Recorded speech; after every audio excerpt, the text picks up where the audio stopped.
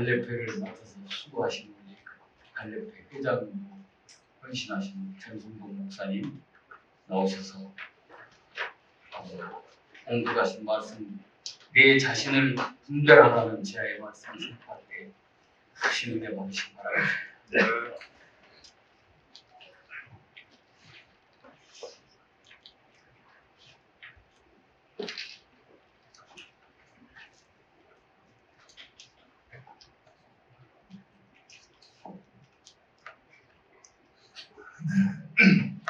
자, 우리 또 화면 한번 바꿔보세요. 서로 인사 한번 하죠. 반갑습니다. 반갑습니다. 사랑합니다. 사랑합니다. 네, 우리 아침에 전부 다 모두 같이 인사를 못했기 때문에 이 시간에 같이 인사를 드리는 것입니다. 오늘 혹시 아침에 거울을 안 보고 나오신 분 계세요? 다 보셨죠? 또 혹시 어제 또 굶으신 분 계세요? 혹시 또 계실지도 모르겠습니다. 하여튼 오늘은 복된 날입니다. 왜냐하면 아침에 먼저 우리 갈래패 조찬 예배를 통해서 주님이 주신 그 영적 거울에 나의 모습을 비춰보고 나의 흠과 티를 다 예수 그리스도의 십자가 보혈로 깨끗이 씻음받고 그리고 예쁘게 단장을 해서 하나님이 기뻐하시는 거룩한 산 제물로 드리기를 축복합니다. 아울러 주님께서 오늘 아침에 이 시간에 또 하나님 찬양 받으시고 기도도 다 응답하시고 이 시간은 말씀으로 우리 영의 양식을 주시고 또 아침 식사도 김밥을 아마 주실 거예요. 이걸 잘 맛있게 드시고 영육간에 강건하시기를 주님의 이름으로 축복합니다. 네, 여러분 인생에서 가장 원초적인 질문이 무엇이라고 보십니까? 아마 우리가 어떻게 하여야 구원을 얻으리까? 이보다 더 중요한 거 어디 있습니까? 근데 이 질문에 대한 이 해답이 바로 이 로마서 1장부터 11장에 기록되어 있습니다. 그 해답은 뭡니까? 바로 오직 예수 그리스도의 십자가를 믿음으로 말미암아 구원을 얻는다. 예수 믿는 것 외에는 다른 구원의 길은 없다고 이렇게 못 받고 있습니다. 사랑하는 우리 갈래 회원 여러분, 우리 모두는 예수 그리스도를 믿어서 구원받은 하나님 나라의 백성이고 하나님의 자녀들입니다. 믿으십니까? 확신하십니까? 네. 이걸 믿지 못하면 아마 구원받은 백성이라고 이렇게 말할 수가 없어요. 지난 토요일날 이따 아마 동영상에 비춰질 거예요. 논산훈련소에서 실제적으로 세례받은 자가 한 2,600여 명, 그 다음에 이미 세례받고 들어온 자들이 한 900여 명, 그래서 3,500명이 세례자만 드린 것이 3,500명의 예배를 드렸어요. 그때 우리 목사님들이 이제 손에 물을 적신 손을 그 세례자의 머리에 얹고 뭐라고 했습니까? 예수 그리스도를 구주로 영접한 홍길동에게 내가 성부와 성자와 성령의 이름으로 세례를 주노라 이렇게 주었습니다. 참 감동이었어요. 현장에 가보지 않으면 그 감동을 느끼지 못해요. 기회가 되면 우리 갈래표들 모두 다 한번 가셨으면 좋겠어요. 거기서 은혜가 아주 굉장합니다. 저는 거기서 뭘 받느냐? 마치 이스라엘이 그 죄를 져서 그냥 망했지만은 결국은 망한 건 아니잖아요. 연단시켜서 다시 회복시킨 것처럼 우리 군선교가 코로나와 또 여러 가지 정치적인 것 때문에 완전히 다운됐었어요. 1년에 10,000명도 아마 세례를 못 줬을 거예요. 그런데 이렇게 하루에 한 번에 2,500명, 2,600명 이렇게 세례를 준다는 것은 지금 다시 군선교가 살아나고 있다, 회복되고 있다는 것은 그런 현장을 보고 있는 것입니다. 제가 복음선교단장으로 전방에 이렇게 매달 가보면은 처음에는 한 2, 3년 전만은 간다면 오지 말라는 거예요. 오지 말아요. 왜냐하면 대장들이 다 싫어한다는 거예요. 이 사람들이 싫어하고. 그래서 싫은 한 1년 동안 그 유문을 못 갔어요. 근데 지금은 이제 서로 오라고 합니다. 서로. 가면 막 눈물을 흘려요. 지금 어떤 목사님은 내가 이걸 처음으로 이렇게 받았다. 어디냐면 15사단 뭐 이런 데예요. 7사단. 눈물을 흘려요. 그 감동해서 이런 걸 보십니다. 이걸 보면은 다시 군선교가 살아난다. 여러분 기도해 주시기 바랍니다. 자, 그런데 구원받은 백성이 그 다음으로 물어야 할 질문이 있습니다. 이게 뭡니까? 구원받은 하나님의 백성은 도대체 이 땅에서 어떤 가치관을 가지고 어떻게 살아가야 합니까? 이거예요. 이제 구원을 받았는데 어떻게 살아가야 하는 거예요? 이것은 윤리 문제입니다. 이게 두 번째 질문인데 이 질문의 해답은 어디 있느냐? 로마서 12장부터 16장까지 다 기록되어 있습니다. 여러분 로마서만 다 읽으면 구원과 우리의 삶의 방향이 있는 거예요. 자, 로마서 12장 1절로부터 2절은 성도가 지킨 윤리의 총론입니다. 총론. 같이 한번 읽어볼게요. 앞에 나왔습니까? 너희 몸을 하나님이 기뻐하시는 거룩한 삶 제물로 드리라. 이는 너희의 영적 예배니라. 너희는 이 세대를 본받지 말고 오직 마음을 새롭게 함으로 변화를 받아 하나님이 선하시고 기뻐하시고 온전하신 뜻이 무엇인지 분별하도록 하라. 여기서 몸은 영육을 다 망라한 우리의 인격을 말합니다. 인격. 나아가 우리의 전 생활을 뜻합니다. 우리는 주님을 영접하고 믿기 때문에 구원을 받았어요. 구원을 받았어요. 그런데 문제는 우리의 생각과 몸의 행동입니다. 네, 교회에 다니면서도 세상 사람들과 별로 차별을 발견할 수 없는 사람이 있다는 거죠. 또 세상적인 쾌락과 재물과 권력의 유혹에 약해지고 넘어지기도 한다는 거죠. 그래서 교회를 다니는 사람들이 도매금으로 비난받기도 합니다. 왜 그렇습니까? 이들은 아직도 옛사람 습관이 변화되지 않고 남아있기 때문입니다. 그러니까 영적으로는 거룩한데 마음과 육신은 아직도 옛 습관에서 벗어나지 못하고 있다 이거죠. 바로 이 습관이 문제입니다. 여러분 습관은 뭡니까? 하루아침에 만들어지는 것이 아니에요. 계속 반복적인 행동을 하다 보면 생각 없이 그냥 해도 저절로 그 행동이 일어나는 이 습관입니다. 아침에 일어나면 화장실부터 가죠. 이것도 습관이에요. 또 물부터 마시죠. 이것도 습관일 수 있습니다. 교회에 나오면서도 아직도 여기는 그런 분 없을지 모르겠지만 아직도 담배를 못 끊는 분이 있어요. 아직도 술을 끊지 못하는 분이 있어요. 또 아직도 거친 욕을 함부로 하는 분이 있어요. 이거 왜 그렇습니까? 다 아직도 옛 습관이 변화되지 않아서 그런 것입니다. 거룩한 산 제사를 드리려면 이 습관까지도 다 버리고 드려야 합니다. 습관이 변화되기까지는 아마 상당한 시간과 노력이 필요합니다. 그러면 예배드릴 때 어떻게 산 제물이 될 수 있을까요? 우리를 위해서 십자가에 못 박혀 죽으신 예수 그리스도의 보혈로 씻음을 받아야 됩니다. 그래서 우리가 항상 교회 나오면은 예배드리기 전에 우리가 회개기도 하잖아요. 이게 지금 보혈로 씻는 거예요. 그래서 우리는 예배를 드리기 전에 모든 죄를 고백하고 회개해야 하는 것입니다. 이것은 내가 죽는 거예요. 내 옛날 습관을 죽이는 거예요. 그러면 예수님의 십자가 보혈로 정결하게 해주시기 때문에 하나님이 기뻐하시는 거룩한 산채물이 되는 것입니다. 교회 예배를 충성스럽게 참석하는 것은 물론이고 또 집에서나 직장에서나 일할 때나 휴식할 때나 하나님과 함께 하시면 그게 곧 예배입니다. 그런 삶이 지속될 때에 비로소 우리의 몸이 하나님이 기뻐하시는 거룩한 산채물로 변화되는 것입니다. 그래서 사도 바울은 10장 2절에 이렇게 말씀합니다. 너희는 이 세대를 본받지 말고 오직 마음을 새롭게 함으로 변화를 받아 하나님의 선하시고 기뻐하시고 온전하신 하나님의 뜻이 무엇인지 분별하도록 하라 하신 것입니다. 하나님의 선하시고 기뻐하시고 온전한 뜻이 무엇이냐? 그것이 바로 내가 산 제물이 되는 것입니다. 하나님은 우리가 모두 산 제물이 되기를 원합니다. 그래서 예수님을 이 땅에 보내신 것입니다. 오늘 말씀은 내가 어떻게 해야 산 제물이 될 수 있을까 하는 것입니다. 즉 구원받은 백성으로서 나는 어떤 가치관을 가지고 어떻게 생각하고 실천해야 하는가에 대해서 알아보는 것입니다. 첫째, 나에게 주신 믿음의 분량을 알고 지혜롭게 생각하라. 3절의 말씀이세요.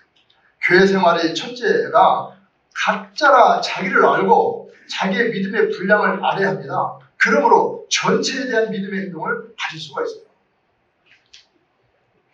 3절에 보면은 마땅히 생각할 그 이상의 생각을 품지 말라고 했어요. 마땅한 생각이란 뭡니까? 합당한 생각을 합당한 생각. 그 이상의 생각이란 뭡니까? 그 이상은 부풀림이에요. 부풀림. 그러니까 허풍적 생각입니다.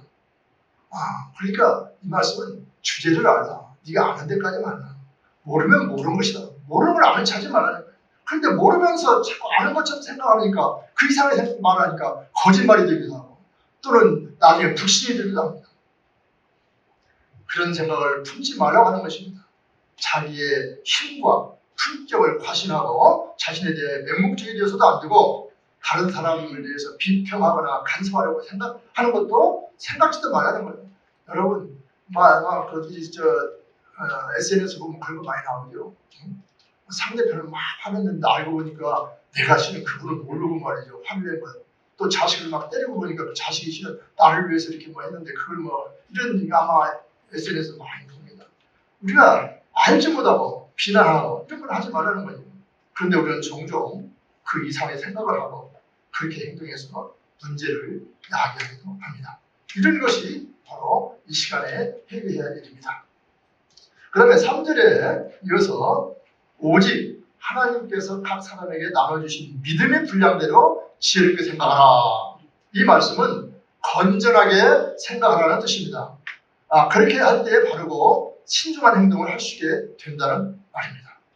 지혜로운 생각의 말의 뜻에는 겸손이 내포되어 있고 하나님의 뜻에 부합된 생각을 가지라는 것입니다. 그랬던 생각은 그랬던 행동을 가져옵니다. 사람이 생각하는 것이 얼마나 중요한 것인지를 강조하고 있습니다. 여러분, 여기서 겸손은 우리가 아마 갈레피나 또는 제가 뭐 고넬료에도 가고 여호사나 제가 가고 근데 에메소로 가보면 다 예수 믿는 좀 겸손하신 분만 계세요. 정말 겸손해 보이대요. 그래서 저는 이 예배를 자꾸 참석하는 이유는 내가 아직도 겸손하지 못한데 그분들을 보면 선배님들을 보면 그냥 겸손을 배우는 거예요. 그게 은혜예요. 바로 우리의 겸손. 그게 중요한 것입니다. 그 다음에 두 번째는 전체를 보고 나를 보라는 거예요. 전체를 보고 나를 보라. 이것은 로마서 10장 4절로 5절에 있는 말씀인데 우리가 한 몸에 많은 지체를 가졌으나 모든 지체가 같은 기능을 가진 것이 아니니 이와 같이 우리 많은 사람이 그리스도 안에서 한 몸이 되어 서로 지체가 되었느니라. 아멘. 네, 교회 생활의 원리를 갖추는 거예요. 이 본문 말씀은. 교회와 예수님과 우리의 관계를 마치 우리의 몸에 비유하고 있습니다. 교회는 유기적 관계가 있다는 말입니다. 이에 대해서 사도 바울은 성경 여러 곳에서 몸의 비유로 역설을 하고 있어요. 시간이 없기 때문에 다 보지는 않지만 고린도전서 12장 12절, 27절, 에베소 4장 16절, 하여튼 골로새서 여기서 전부 다 교회는 우리 몸이라고 비유를 해요. 그리스도는 교회의 머리가 되고 교회는 그리스도의 몸이 됩니다. 그리고 우리는 그 몸인 교회의 지체입니다. 몸에 있는 여러 가지 지체, 즉 손과 팔, 눈, 귀 똑같은 일 하잖아요. 전부 각자 맡은 역할이 있어요. 그러나 다 유기적이에요. 모두 연결되는 것입니다. 역할을 다함으로 정상적인 몸을 이루는 것 같이 우리 교회도 우리 갈레표도 우리가 각 사람으로는 그리스도의 지체로서 서로 연결되어서 도와서 한 몸을 이룬다는 것입니다. 따라서 우리들은 지체로 서로 연결하고 또 사명을 직분대로 다 해야 됩니다. 기원전 5세기경에 로마에서 귀족과 평민이 막 갈등을 해요. 다투고 신하고 질투하고 또 뭐 갑질도 했겠죠. 그러니까 장군 메네이우스 아그리파라고 하는 사람이 이런 이야기를 했어요. 여러분도 다 잘 아시는 얘기일 거예요. 어느 날 몸의 지체들이 불평을 했습니다. 야, 우리는 손으로 그 다음에 일하고 발로 걷고 눈으로 봐서 또 입으로 넣어서 씹어주는데 너희 유장은 가만히 있고 먹기만 하고 있으니 난 불평이 많다. 그래서 손과 발 유장이 음식을 보내지 않기로 위장으로 안 넣기로 단답을 했다는 거예요. 그래서 노조고 파업하는 식으로 이렇게 했다는 거예요. 그런데 어떻게 돼요? 저거 보니까 그냥 힘이 없는 거예요. 힘이 다 빠지는 거예요. 그래서 그때 그들이 깨달았다는 거죠. 위장이 음식을 받아서 소화해서 우리 모두에게 힘으로 나눠 줬구나 이렇게 깨달았다는 거예요. 그래서 그 다음부터는 자기 기능을 잘해서 건강했다 이런 이야기를 했어요. 우리 교회나 갈레교 전체를 보고 나의 위치와 또 내가 할 일이 무엇인가를 알아야 된다. 이런 의미입니다. 전체 중에서 내가 어디 있고 어떤 일을 해야 하는 것인가를 알아야 한다는 거예요. 자, 세 번째는 각 개인이 받은 은사가 다름을 알라는 말이에요. 여기서 은사는 무엇입니까? 그리스도인들이 받은 재능을 말합니다. 이 은사는 뭐 일반 사람들이 그냥 뭐 탤런트 그게 아니고 이 은사는 예수 믿는 사람이 하나님이 주신 그 달란 그거예요. 그 재능이에요. 모든 그리스도인은 동일한 은사를 받은 것이 아니라 사람마다 생긴 모양이 다른 것처럼 은사도 각각 다르다 이 말입니다. 받은 직책과 재능이 사람마다 다르기 때문에 자기에게 주어진 직책을 충실하게 감당할 것을 이 본문에서는 가르치고 있습니다. 그러면 첫째 뭐라고 말합니까? 혹 예언이면 믿음의 분수대로 이렇게 말하고 있어요. 사도들에게 주신 은사 중에 예언하는 은사가 가장 중요하고 첫째들은 은사라고 합니다. 이 고린도전서 14장 1절에도 그런 말이 있어요. 신령한 것들을 사모하되 특별히 예언을 하려고 하라 이렇게 말해요. 자, 이 예언의 은사를 받은 자는 자기의 믿음대로 예언하라는 의미입니다. 계시는 본래 믿음의 정도를 따라서 하나님께서 주십니다. 믿음이 없는 자에게는 하나님께서 계시를 주시지도 않지만은 주신다 하더라도 믿음이 없이는 받을 수가 없는 것입니다. 따라서 믿음이 없이는 이 예언의 말씀을 전할 수가 없습니다. 또 믿음을 벗어난 과장된 예언도 해서는 안 됩니다. 자기 그냥 마음대로 자기 생각대로 말하면 안 된다 이거죠. 예언은 반드시 미래에 될 일만 말하는 것이 아니에요. 예언은 하나님의 비밀의 말씀을 나타내 보여줄 뿐만 아니라 그 말씀을 권면하며 경고하며 교훈하며 지도하는 일을 하는 것입니다. 예언자는 계시의 말씀을 가감하지 않고 하나님께서 주신 그대로 예언의 말씀을 선포해야 하는 것입니다. 그 다음에 섬기는 일이면 섬기는 일도 섬기는 또 은사받은 사람이 있어요. 섬김이란 여러 가지 봉사를 뜻합니다. 가난한 자를 구제하고 약한 자를 도와주고 병든 자를 위로하며 돌보는 사랑의 행동을 말합니다. 구원받은 그리스도인들은 섬기는 마음으로 하나님을 경외하고 이웃을 사랑해야 합니다. 직분, 집사, 다른 직분이 있죠. 뭐 선생, 이런 직분. 직분이 섬기는 일입니다. 봉사하는 일을 하는 그게 바로 직분이에요. 따라서 우리 모두는 다 섬기는 마음을 가져야 하는 것입니다. 다음 세 번째는 가르치는 자는 가르치는 일로 했어요. 가르치는 자는 성경을 해석하는 자를 말합니다. 가르치는 자는 선지자의 사역이 일부분을 맡은 자라고 볼 수 있습니다. 바로 교사들입니다. 먼저 믿은 우리는 다 교사가 될 수가 있어요. 여기 속해요. 저도 고등학교 때 유년주일학교 반사를 그때는 반사라고 해서 반사 교사를 했었습니다. 그러니까 학생들 여러분 뭐 다 할 수 있어요. 여러분 지금 다 가르칠 수 있습니다. 그다음에 네 번째는 권위하는 자면 권위하는 일로. 그래서 권위란 믿음이 약하여 시험에 빠진 자를 위로하여 힘을 내도록 권면하는 일입니다. 누구니까 장로님이나 권사님들이 이 일을 주로 맡고 있습니다. 꼭 그것만 하는 건 아니에요. 네, 이분들이 주로 한다는 거죠. 그러나 우리 성도들 모두도 다 권위하는 분량이 있어요. 다 있습니다. 그 다음에 다섯 번째는 구제하는 자는 성실함으로 되어 있어요. 구제는 자기가 필요한 것 중에서 일부를 어려운 사람에게 주는 것을 말하는 거 아닙니까? 구제는 자기 자랑이나 명예를 나타내기 위함이라든지 인색한 마음이나 억지로 하는 불순한 동bil에서는 안 되고 순수하고 솔직하게 성실한 마음으로 진심을 가지고 하라 이 말씀입니다. 다음 여섯 번째는 다스리는 자는 부지런함으로 그랬어요. 다스리는 자는 교회를 치리하는 자, 교회를 지도하는 자를 말합니다. 우리 목사님들이나 또 장로님들, 각 부수장들을 뜻하기도 해요. 이런 은사를 받은 자들은 부지런해야 돼요. 저도 좀 부지런을 하고 그러는데 어느 때는 부지런을 하려고 하지만은 또 생각지도 않게 또 늦어지는 이런 경우도 있습니다. 그 다음에 일곱 번째는 긍휼을 베푸는 자는 즐거움으로. 긍휼은 가난한 자, 병든 자, 시험에 빠진 자를 도와주는 것인데 긍휼을 베풀 때는 불쌍한 마음으로 가지고 정말 상한 마음으로 하고 아울러 즐거운 마음으로 하는 거예요. 그걸 또 막 부담스러워하지 말라는 거예요.